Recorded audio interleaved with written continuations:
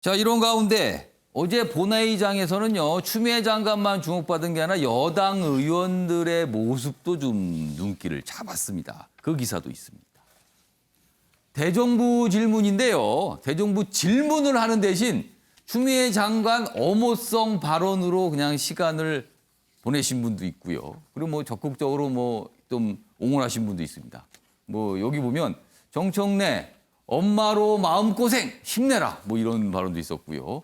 뭐 모자 간의 사열을 물으면서 모성애를 좀 강조하는 듯한 모습. 그리고 김종민 의원은요. 대정부 질문인데 질문이 없이 13분간 그냥 본인이 얘기를 했어요. 그러다 본인 얘기가 다 끝나니까 국회의장이 그 일문일답으로 하는 게 원칙인데요. 질문 좀 하시지 뭐 이런 취지의 또 약간 지적성 발언도 있기도 했습니다. 자, 그럼 어제 상황 확인해 보겠습니다. 실력자의 전화 한 통에 의해서 특혜 휴가가 남발된다면 우리 군은 심각한 병을 앓고 있는 겁니다. 간단한 문제가 아닙니다. 그런데 만약에 이게 사실이 아니라면 이 중요한 시국에 이 사실이 아닌 의혹과 허위 폭로로 대한민국을 이렇게 지치게 만든 그 책임을 져야 합니다. 예, 김종민 의원 수고하셨습니다. 대정부 질문은 정부 측과 일문일답을 원칙으로 하고 있다는 말씀을 상기시킵니다.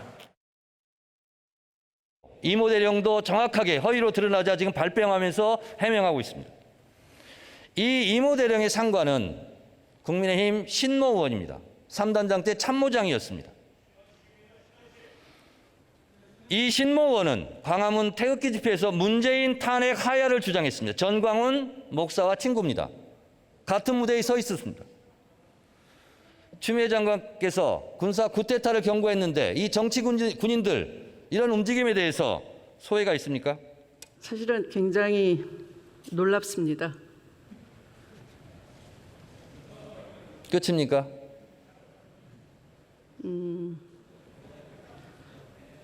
제가 또 말씀드리면 뭐라고 할 것 같으니까 그냥 네. 자, 유시환 변호사. 어제 모습도 사실 이례적이에요. 대정부 질문이면 통상 뭐 13분 정도 발언 시간이면은 한 7, 8분 정도 본인의 얘기를 하고 그리고 나머지는 되게 질문을 또 한두 개 하거든요. 근데 어제 김종민 의원 같은 경우는 그냥 본인 얘기만 하고 들어가니까 국회의장이 또 그런 얘기하는 것도 이례적이에요. 일문일답을 원칙으로 하는 거 다시 한번 상기시키겠습니다. 뭐 이렇게까지 나왔어요. 네, 뭐 대정부 질문의 원칙을 국회의장이 얘기를 하셨는데 예. 김종민 의원이나 정청래 의원의 저런 그 발언 내용이나 태도가 예. 과연 추미애 장관께 도움이 될지는 저는 상당히 의문이 있어요. 옹호한 거 아니었어요? 옹호했는데 그것을 예. 바라보는 국민 입장에서 생각해봐야죠. 사실 어찌 보면 정청래 의원의 저런 태도는 좀 유치해 보여요.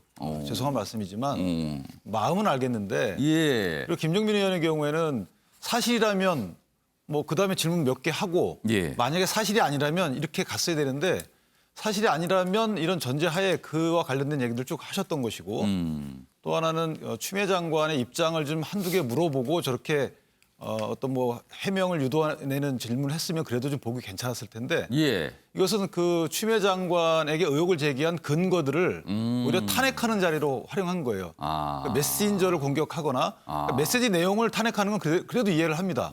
재판정에서 가능한 거니까. 예. 그런데 이것은 메신저가 어떤 사람이라고 해서 탄핵을 하면서 그 메신저에 대한 인신공격성 발언까지 나온다면 그게 국회의원의 발언의 어떤 한계를 넘은 게 아닌가라는 생각을 합니다.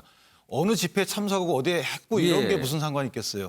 거기에 대한 그 상황과 관련된 비판의 논조로 활용할 수 있어도 예. 이것은 그 사람이 한 말의 내용 이것이 중요한 거 아니겠습니까? 그 내용이 맞는지 안 맞는지를 다른 근거를 대다가 그 내용을 비판하는 것은 뭐 충분히 있을 수 있는 일인데 그 다른 객관적 근거 없이 예. 그 사람이 어떤 행보를 보여왔다는 것 때문에 그 사람이 하는 얘기가 무작정 잘못됐다. 저는 글쎄요, 여기 재판정에서도 이렇게 안 하거든요. 이런 대한민국 국회의원의 발언 태도를 볼 때 상당히 실망스럽습니다. 자, 배재호 교수님. 네. 최근에 여당 의원들이 언론 매체 여러 가지 인터뷰를 통해서 하나온 여기 입장과 주장 그리고 어제 대정부 질문 저 자리에서 나온 여당 의원들의 어떤 입장과 주장 이걸 가만히 보면요. 전체적으로 뭔가 지금 추미애 장관을 공격하는 음모가 있다. 좀 이런 시각 같아요, 지금요.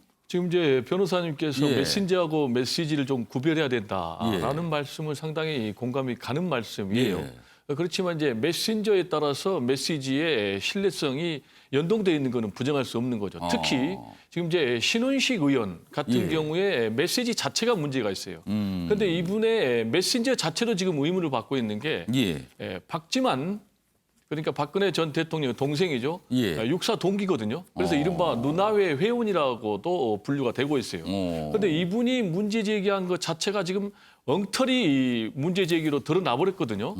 그 문제 제기를 자신의 참모장 예. 출신의 증언을 가지고 했는데 예. 그게 결국 이제 청탁이 했다는데 그게 잘못됐다라고 지금 본인이 해명을 하는 이런 상황. 그런데 신원식 의원 같은 경우는 이제 태극기 부대 집회에 가가지고 예. 문재인 대통령 탄핵, 하야를 주장하고 그리고 또 태극기 집회 가서 박정희 전 대통령을 뭐 천사다. 예. 그리고 5.16 쿠데타를 뭐 민족을 위한 뭐 구국의 혁명이다. 이런 식으로 미화를 하니까 예. 이분에 대해서는 메시지까지 문제가 있으니까 상당히 의심할 수밖에 없고 그리고 이제 여당 의원들 입장에서는 본질이 아니고 비본질로 계속 흔든다. 예. 본질이 뭐라고 하냐면 만약에 군대 면제를 예. 면탈하기 위해서 어떤 뭐 외압이나 청탁이 있었는가 그건 아니다. 예. 그리고 이제 군대를 입대를 해서 거기서 뭐 부대 배치를 위해서 어떤 뭐 거짓이 있었느냐 그것도 예. 없다. 어. 그리고 뭐 보직을 좋은 보직을 받았냐 그것도 비인기 보직이다. 아. 그리고 병가를 가기 위해서 가짜 진단서가 있었냐 그것도 아니다.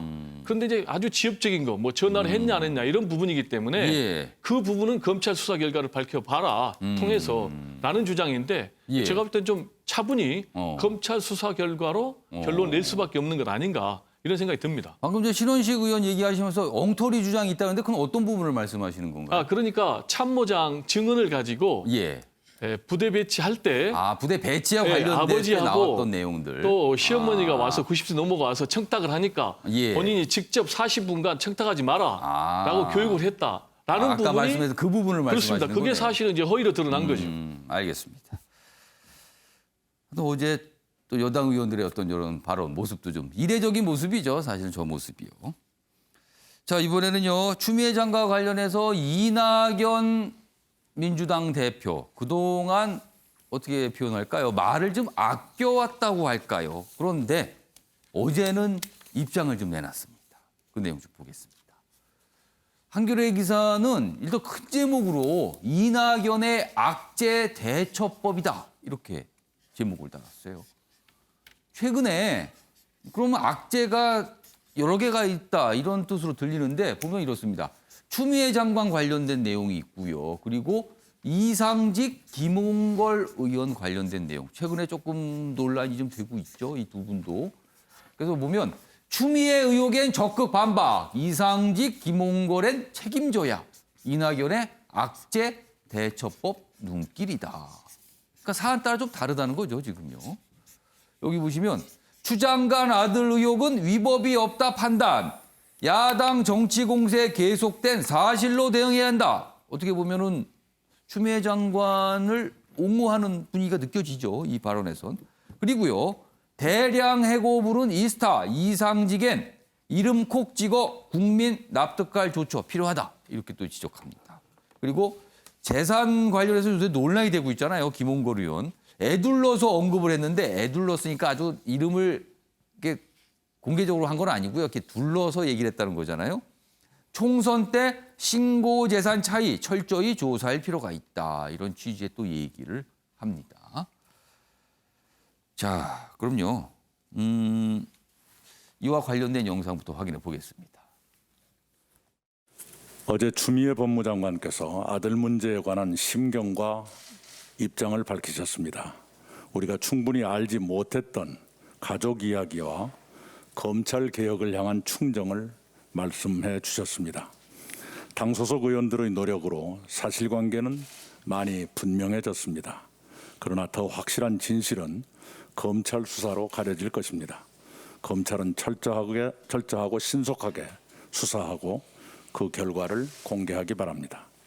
그러나 야당의 정치 공세에는 단호하게 차단할 것입니다. 이스타항공 사태에 대해 우려가 제기되고 있습니다. 이 의원께서는 창업주의자 국회의원으로서 책임을 갖고 국민과 회사 직원들이 납득할 만한 조치를 취해 주시기 바랍니다.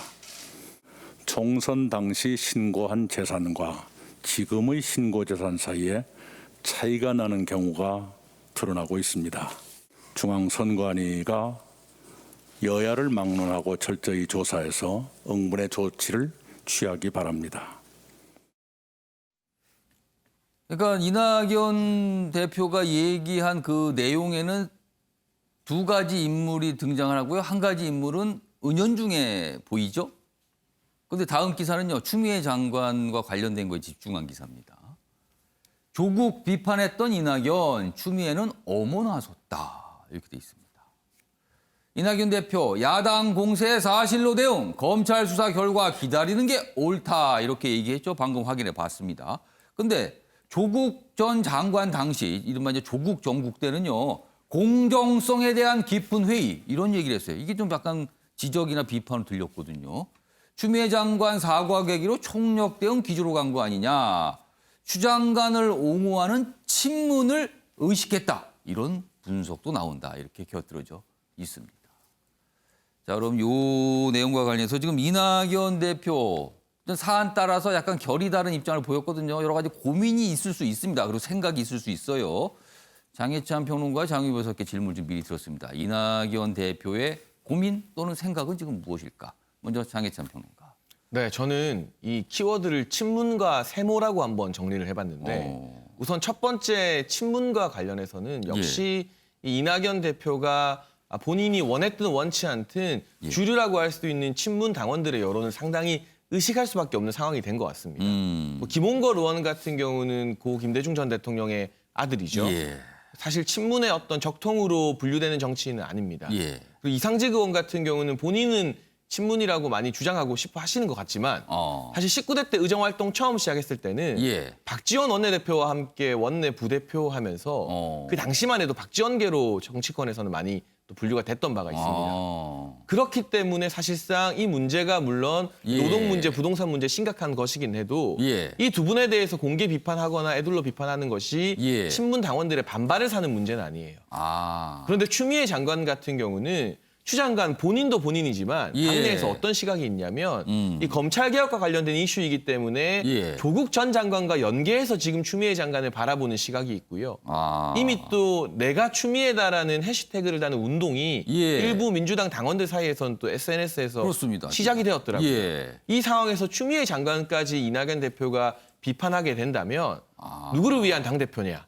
이런 이야기에 직면할 수 있게 되는 것이고. 그러면 부담이 있는 곳과 부담이 덜한 곳, 그러니까 어떤 당원들의 그런 분위기를 반영한 것, 뭐 이렇게 보고 계신 거예요? 네, 저는 그러면? 그 부분이 작용한 것 같고 최근에 또 이재명 경기도지사가 여러모로 약진하고 있는 건 사실입니다. 예. 이제까지 줄곧 여당 내에서 이 대선 주자 경쟁을 보게 되면 보통 여당 내 야당 역할을 했던 후보가 있어요. 예. 사실 박근혜 전 대통령 같은 경우도 이명박 정부 시절에는 여당 내 야당 역할을 하지 않았습니까? 지금 그 역할을 사실상 이재명 경기도지사가 명확하게 하고 있는 시점에서 예. 이낙연 대표에게 남은 선택지는 본인의 길을 가는 것보다는 문재인 대통령 지지세를 중심으로 예. 친문 당원들의 지지를 받는 것 말고는 선택지가 사실상 없어진 상황이기 때문에 이렇게 서로 결이 다른 비판이 나오는 것 같고요. 예. 제가 마지막으로 세모라는 것을 또 덧붙인 건 예. 이건 사실 황교안 전 대표의 리더십과 관련된 지적이었습니다. 그 당시도 언론에 뭐 세모 어쩌고 이런 표현이 많이 등장했어요. 그렇죠. 그런데 예. 공통점이 있죠. 두 사람 모두 총리를 역임했다는 것인데 이게 총리 출신 정치인들에게 좀 따라붙는 꼬리표가 아닐까 싶을 정도로 예. 딱 부러지는 발언보다는 이도 저도 아닌 두루뭉술한 화법을 많이 쓴다. 그런데 사실 이낙연 대표가 예. 오히려 총리 시절에는 명확한 언어를 구사했었는데 예. 당 대표가 된 이후에는 지금 이 이슈를 봐도 예. 이해찬 전 대표의 언론 인터뷰가 타이밍적으로 먼저 치고 나왔고요. 예. 여러 의원들이 다 이 이슈에 발을 담근 다음에 뒤늦게 정리를 하는 차원에서 뛰어들고 있어요.